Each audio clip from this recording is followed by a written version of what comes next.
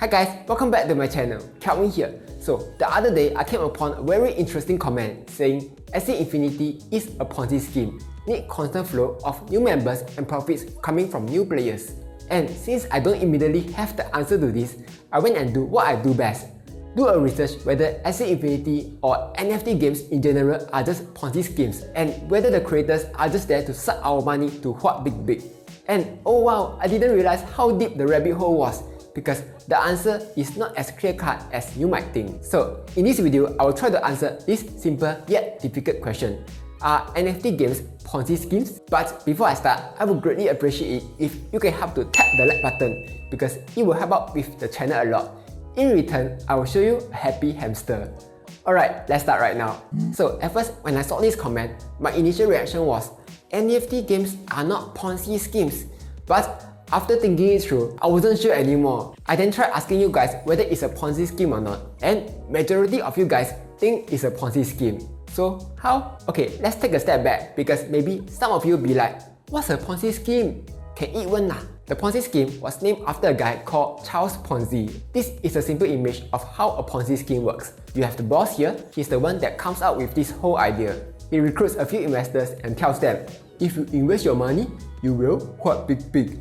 The more people you invite, the more commission you will earn. So his downlines recruit people, and his downlines recruit more people. What happens next is really clever. He takes his downlines money as commission, then he takes his downlines money as commission to pay his downlines, and he takes his downlines money to pay his downlines, and so on and so on. As long as there are new people to recruit, there are new money coming in, and the earlier investors will continue to earn more money. As you can see, in a Ponzi scheme, there's totally nothing behind it. There's zero thing in it. So it's basically a fraud. And because it's a fraud, it's illegal in a lot of places. A very famous example in Singapore was the Sunshine Empire Ponzi scheme, where this dude cheated almost 190 million out of Singaporeans. Bad boy is back. So that's basically how Ponzi scheme works. When I saw how Ponzi scheme works, I immediately thought of something.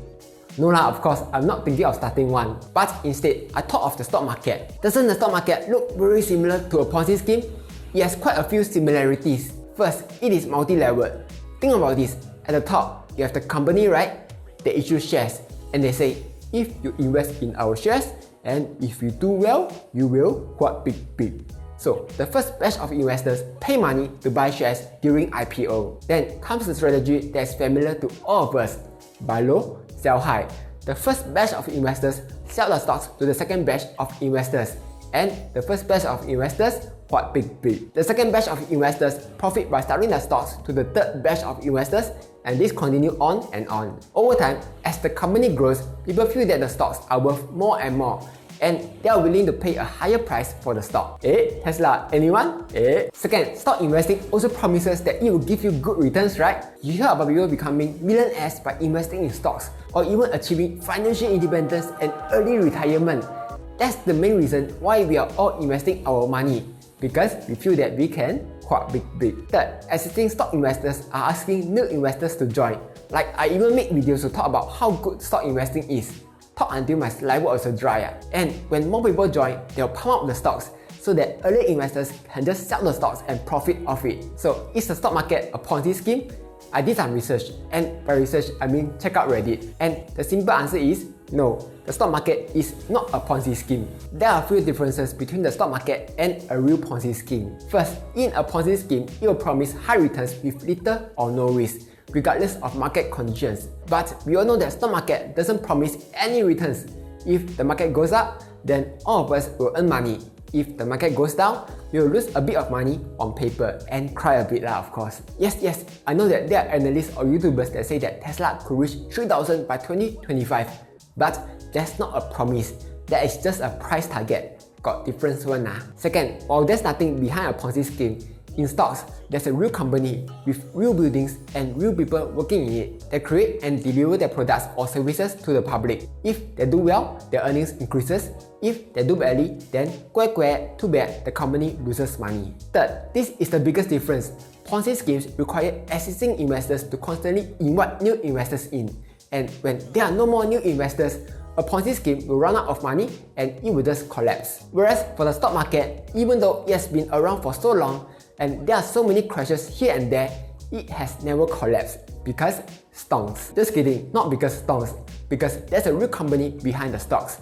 As long as the company does well, the stock will just go back up over the long term. And also, in Ponzi scheme, there's financial incentives for inviting new investors in, because early investors will get to earn more commissions. But in stocks, there's zero incentive for inviting new investors in. Like what? You think I ask you to invest, you can pump up the stock market? Please lah, your $1,000 is not even going to push Tesla stock up by 1 cent. In the stock market, existing investors don't gain anything by asking new investors to invest. This is why in one of my earlier videos, I say that Neko Inu is a Ponzi scheme. It promises 5% return a day, and it rewards existing players a godlike 10% commission when their friend buys a pack. And most importantly, there's nothing behind the game. There were a few players who come out and defended the game, saying that they're okay with the high risk and they broke even quickly. But you cannot deny that this game is a Ponzi scheme. Otherwise, how are they paying the current players? They pay using the money from new investors lah. So simple. So now we know how a Ponzi scheme looks like. Just the real question, are NFT games a Ponzi scheme or not? Let me first show you two sides of the argument, starting with why people think that NFT games are a Ponzi scheme. I'll just use Axie Infinity as an example because it's the most popular NFT game out there right now. So in Axie Infinity, you need to buy a team of Axies to start playing the game. A good team can cost around $1,000. Then whenever you win, you will earn something called Smooth Love Potions, which you can then exchange to earn real money. As of making this video, one SLP is worth around 7 cents. In Axie Infinity, there are two kinds of people. People who can afford to buy a team, they are called managers. And people who can't afford to buy a team, they are called scholars. What happens is that the manager will rent out the team to scholars to play for them, and they will share the profit. Eventually, when the scholar earns enough, then he can finally buy his own team and recruit new scholars to play for him. So as you can see, this thing is starting to look like a Ponzi scheme, where the downline recruits new players to join and it just continues on. Second, people also feel that if there are no more new players joining in, the whole game will slow down. And when this whole game slows down, there's lower demand for SLP, and eventually the price of SLP will collapse, just like in a Ponzi scheme. And third, people believe that NFTs are worthless. Like, look at this Axie. It's just an image and it costs even more than my chai fan with fish.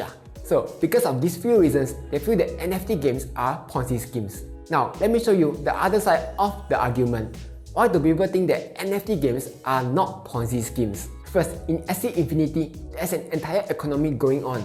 If you look at any Ponzi schemes, there's no real investment.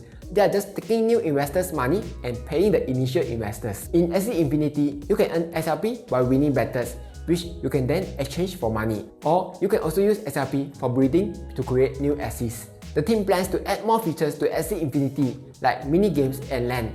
So the game economy will continue to improve and grow over time. Eventually, they plan to allow third-party developers to add in new features through their SDK. Second, this is quite important. These Axies here are not just an image, which unlike this Twitter NFT, which sold for $2.9 million, they went a bit useless. In Axie Infinity, there's real use for these Axie NFTs. You can use them to fight and win battles. You can use it to woohoo and make new Axies. And if you don't want them, you can just sell them on the marketplace and other players will buy it from you. In the last 24 hours, there's a total sale of $25 million. So now you have heard arguments from both sides. What do I personally think? It depends. I totally understand the arguments from both sides. And the answer depends on which angle you are looking from. It's like this image. On the left side, it looks like a 6. On the right side, it looks like a 9. Yes, the manager-scholar structure does seem like a Ponzi scheme. But on the other hand, players are not guaranteed any returns. The price of SLP changes every day. Yes, the Axies are just made up of pixels, and by right, it should be worthless. But on the other hand, this is called perceived value. This is why we have long queues whenever McDonald's has a Hello Kitty toy, because people think that the toy is worth a few $100s, even though it's just a toy. That's why people think that Bitcoin is worth a few $10,000 now, even though it's just imaginary fake money. That's why t-shirts with this Nike tape is worth more than my Pasar Malam t-shirt, even though it's just t-shirt. Everything is perceived value. It's like makeup, right? Some people put a lot of makeup to make their features stand out. Like, you look in front, her nose look very sharp. Then at the side, her nose like flat one. Got nose? No nose? So here's what I think. Some people think that cryptocurrency is a scam. Some people feel that NFTs are worthless. Some people believe that NFT games are Ponzi schemes. It's totally normal to feel that way. Even I was skeptical of Bitcoin until last year. I'd be like, sure not, digital currency is the real thing? But I feel that blockchains, cryptocurrency, NFTs are just going to keep getting bigger and bigger, and eventually it will be part of our lives. Very recently, the metaverse became popular.